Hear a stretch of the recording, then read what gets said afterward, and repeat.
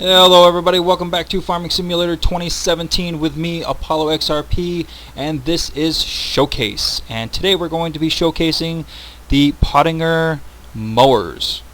And it may seem a little mundane, but the mowers are an integral part of the game as I run over curbs. As you can see, I have a pretty extensive setup over here. And yeah, all of the animals obviously require some sort of hay, grass, what have you, and these are very important machines throughout your game, and a lot of people just realize, you know, hey, I need some grass, what have you, let me go buy a mower, and that's about it. They don't really know any of the details about the system itself, how they work, how they really operate, and I'm about to enlighten you a little bit. But first, let's go over a little bit of Pottinger history. And Pottinger is actually an Australian family-owned company, and what I'm going to do is just run through some history bullet points here really fast, just briefly, so that way you know a little bit more about the company. So we're going to start the Wayback Machine all the way down to 1871. And that was when the company was first set up by Franz Pottinger in Greenskirchen. And you have to forgive me, I'm going to slaughter the crap out of these names because I'm not too great at it. And the forge, in that same year, the forge cutter was developed. In 1909, Alois Pottinger takes over from his father, and the manufacturer of mills, balers, and threshers. In 1950, mass production of hay loaders and windrowers began, and then in 1956, the third generation takes the helm. Alois, Hans, and Heinz Pottinger take over the company as managers. In 1960, the Pottinger hay tractor revolutionized the mechanization of hill farming, and in 1963, the silage trailer is a groundbreaking development. Pottinger becomes the world's largest silage trailer manufacturer, and we are going to do a showcase on silage trailers and technology in one of our later showcases, because that's also really interesting as well. In 1975, the acquisition of the Bavarian plow factory and Landsberg am Lech, I think it's Ch or K, I'm not quite sure, and the steady expansion of the tillage range. In 1991, the handover to the K.R. Heinz Pottinger to the fourth generation now of D.I. Claus and Mag Heinz Pottinger. In 1996, the new spray painting center is used for powder coating. So these are all, of course, powder coated, and they are well, I mean, you see me standing here. That's rather big, huh? Yeah, we'll get over the specs later on. So in 1999, the launch of the jumbo high-performance silage trailers was used for large areas, and it completely revolutionized the silage technology. In 2001, the takeover of the Stachnik plant in Bernsburg with the founding of Pottinger Stachnik GmbH, the company extends its tillage range with the mechanical, pneumatic, and mulch seed drills, and we'll be doing a showcase with seed drills too, because that's one of my favorite machinery. Actually, is the seeders. They're just amazing. In 2004, the opening of the TIS Technology Innovation Center. 2006, the Alpha Motion, the new generation of front-mounted mower technology, and that was voted Machine of the Year for 2006. The Alpha Motion is this here. And it allows the mower to pivot and twist, so that way, you know, it's got a little bit of absorption. Actually, it's in, well, you can see the spring here, and it's got the little side pivots in here. This is actually for my apologies. This is for the dropping of the side guards. Anyway, moving on. 2007, Pottinger is given the award for the Royal Highland and Agricultural Society in Scotland for its electronic isobus solutions. They also commissioned a new plant in Vadny, Czech Republic, and the completion of the new customer service in Grečkersen. Man, I am just hacking that apart. If you really know the pronunciation, try and put it in layman's terms in the comments if you could, because that would be fantastic. 2008, they built a new hemp a new assembly hall in that same place, the Kirchen. The plant in Vodny, Czech Republic, is expanded with the focus of being the manufacturer of tillage products. In 2009, the jumbo silage wagon is nominated Machine of the Year at Agrotechnica. I didn't even know that was a thing. Agrotechnica. Look that up. It's amazing. 2 GLG, German Agricultural Society, silver medals for AutoCut, fully automatic knife sharpening system for the intelligent loader wagons combination, which automatically changes the forward speed of the tractors according to the sensory data taken at the loader wagon. Like, dude, technology, right? In that same year, the completion of the new assembly layout and the opening of the modern powder-coated line in the Bernsburg Seed Drilling Center of Excellence. In 2012, foundation of 3 new sales offices in Ireland, Belgium, and in the UK. And the last on my notes is in 2013, the new generation of pneumatic seed drills, the Aerosem, is awarded Machine of the Year at Agrotechnica. The IDS Intelligent Distributor System and the PCS Precision Combi Seeding on the latest generation of Aerosem seed drills were bestowed with the silver medals by the DLG, the German Agricultural Association. So it's got a nice history. Pottinger is, of course, a worldwide name. We'll run over a tiny bit of technical data, and then I'll show you some layouts. So the first one here is the Novacat front mount, the 301 Alpha Motion ED, and actually, you know what? I'm not quite sure if this actually has the Alpha Motion. I do know it's the ED version. ED being the extended drying system, which is actually underneath, and you can see that here with these tines. Those tines are the extended drying, and I'll explain that here in a little bit. But they all have it. All three versions have that. This is a working width of 3.04 meters or 9.9 feet. This is running a 7-disc. It can cover 7.4 acres. The swath width, or the width of the grass coming out the swath, is 5.2 to 8.2 feet. The tractor power is very low because of the way they have the leveling system. So it only takes 52 kilowatts or 70 horsepower, and it weighs in at about 2,200 pounds, almost 2,300 pounds. So that's the Novacat 301. So now you know a little bit more about that. This one here, the big boy, this is the Novacat EX ED. Now this does not have the RC, which is the roller system here for added drying. It only has the extended drying system on it. So otherwise it comes with 2 black rollers that'll fit right in behind the discs. Well, actually it'll be behind that system over there. So this one here has a swath width of 27.2 feet. The discs are 2x7. These are the discs here. 1, 2, 3, 4, 5, 6, and 7 back here. And let's see here. It covers 24.7 acres. This one needs 160 horsepower or 118 kilowatts. It weighs a whopping 4,850 pounds, nearly 5,000. So you know, that's a big boy right there, right? That is a monster of a machine. Okay, so we got that out of the way, and now let's check out the side mower here. Side mower, same with the specs here. This has a 3-point linkage. They all do. 1, 2, and I believe this one. Oop. Yeah, that was really physics-based. Okay. Yeah, they all have 3-point. And let's keep rolling here. This one here weighs only 1,260 kilograms. Its working width is 3.04 meters. This one has 7 discs as well with 14-piece motor blade, and this one only requires 80 horsepower.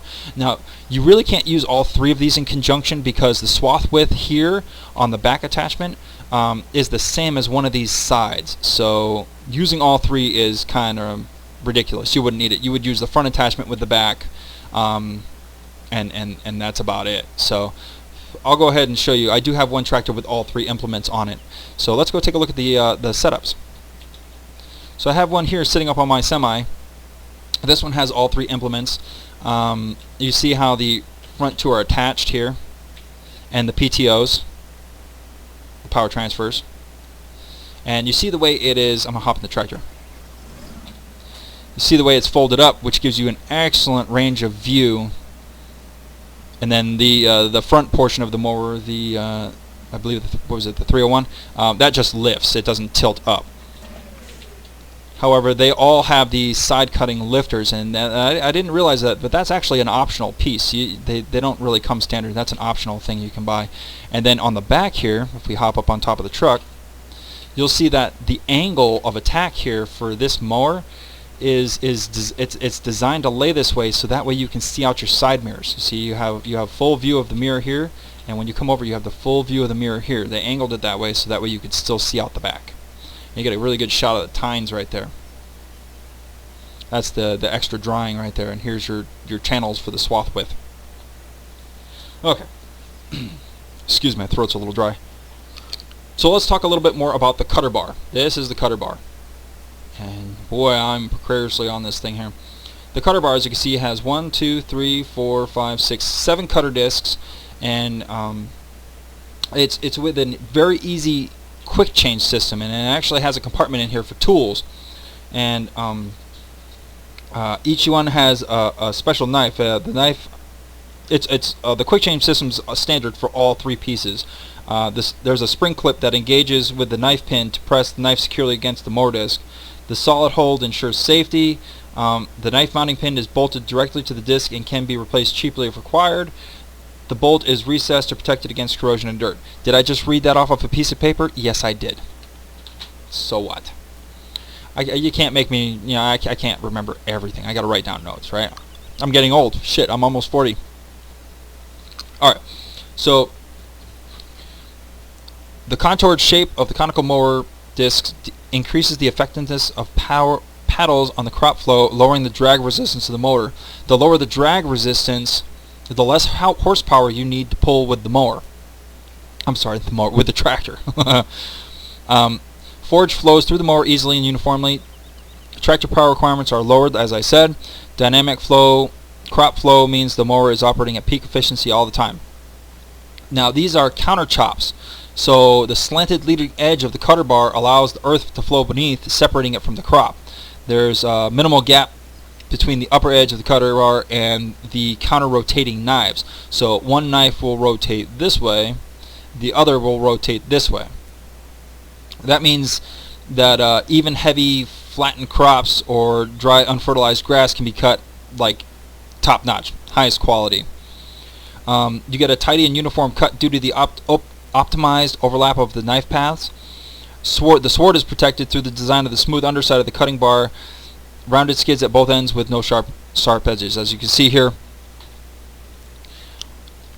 everything is very smooth. There's no little pointy edges sticking out. It just kind of glides over the ground. It's pretty cool. So the hardened mower discs, they're oval. The smooth discs are made of hardened fine-grained steel. The rotor shaft is bolted to the gear wheels. Each shaft can be replaced economically if needed. The seal and bearings, they're heavy duty. They're twin race angular contact bearings with theoretical bearing spacings. 60 millimeters guaranteed the best absorption of impact, similar to a car axle. So it's got a really smooth ride. Forgive me, I have a cough drop in my mouth. I don't want to cough on video. That's kind of rude. The gear wheels are beveled and arranged in a straight line, and the disc gear wheels and idler gears are almost the same size. They're running 44 and 35.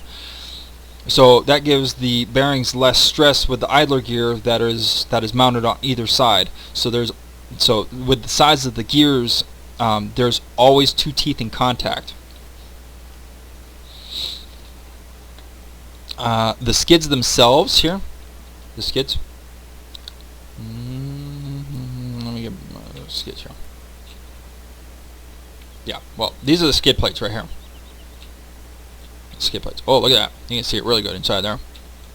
Duh. There we go.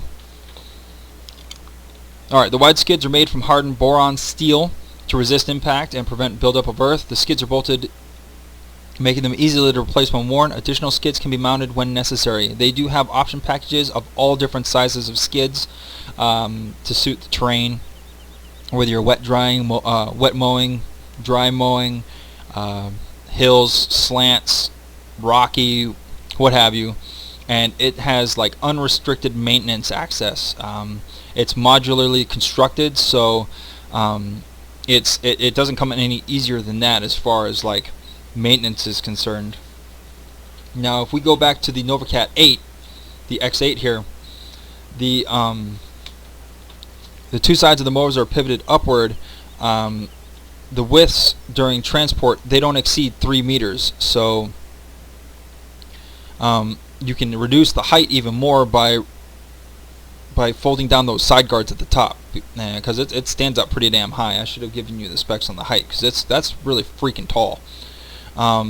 It comes with the hydraulic transport interlock standard. So I don't know if you can see them on here. Let's see here. They're the little hooks at the end. Yeah, these right here.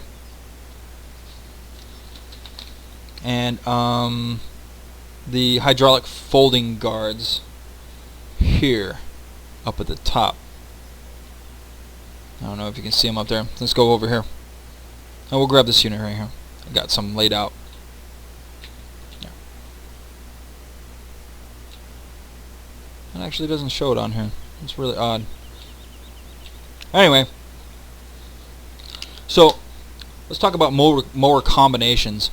As you can see, you have the full front setup here with the two attached and the one in the rear, but there are a lot of combinations. I'll roll you through it. So this here is my big boy with the windrow on the back. Obviously, you don't need as big of a windrow. I just bought the biggest because I have a lot of money on this particular save. This one here is the rear setup with all three. Here we have the front combination setup again. This is the front rear and the rear front. All of these combinations work. And with this particular tractor, you can run rear facing, so that way you have your larger tires in the front, and you could even put a weight on the back if you wanted to, or a forage wagon or what have you. Or you could run this setup here with the tractor with a small mower up front, and just pick it up as you go. The only downside to this is the swath width is really short. Your other mowers are going to come out to about here, and your forage wagon, of course, won't pick that up unless you do the windrow, which you can't attach to the back of the tractor because there's no PTO at the end of the windrow.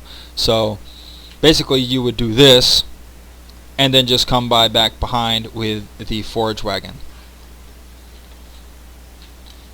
So like I said, these machines here are all, let's head back over it. They're all modular.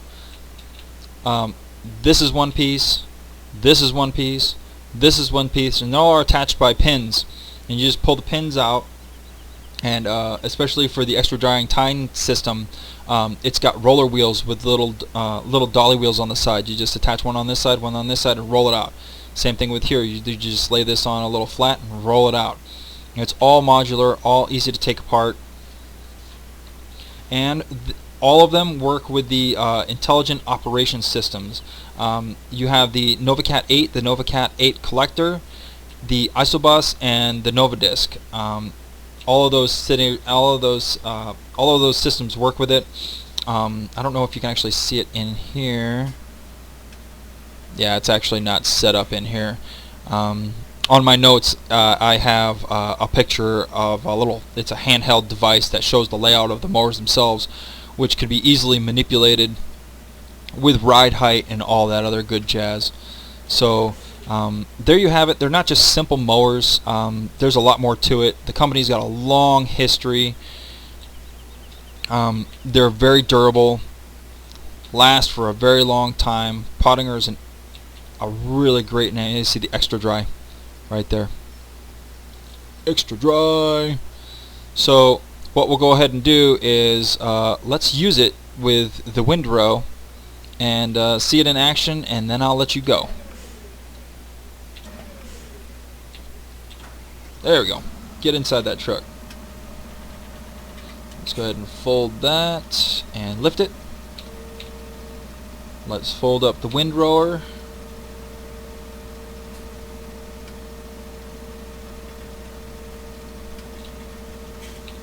And let's see here, we need to fold this other mower up. There we go.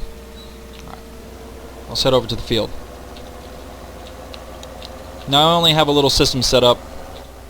So you still have, I see you, dude. You still have great range of view with these mower heads.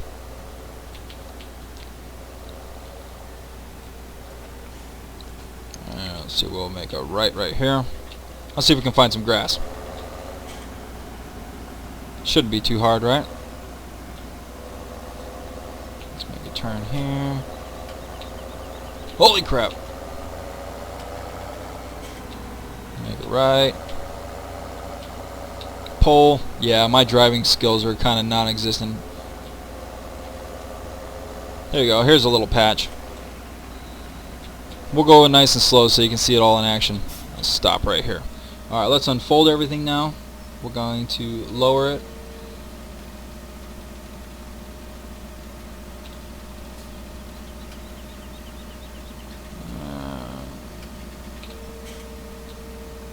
Lower that and unfold it. And then we're going to lower the windrow. Let's go ahead and turn everything on.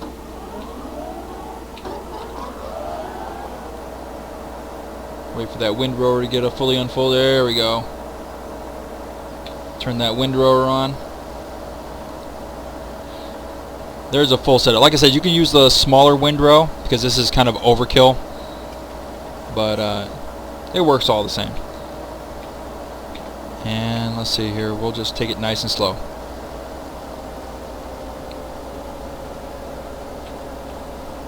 There we go.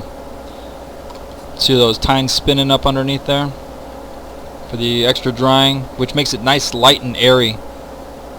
And then we have the windrow back here, kicking it all into a nice swath path. You can see the swath is really wide. It's eating up this entire little length of, or width I should say, and then the windrow is just pulling it right into this nice convenient little straight pile.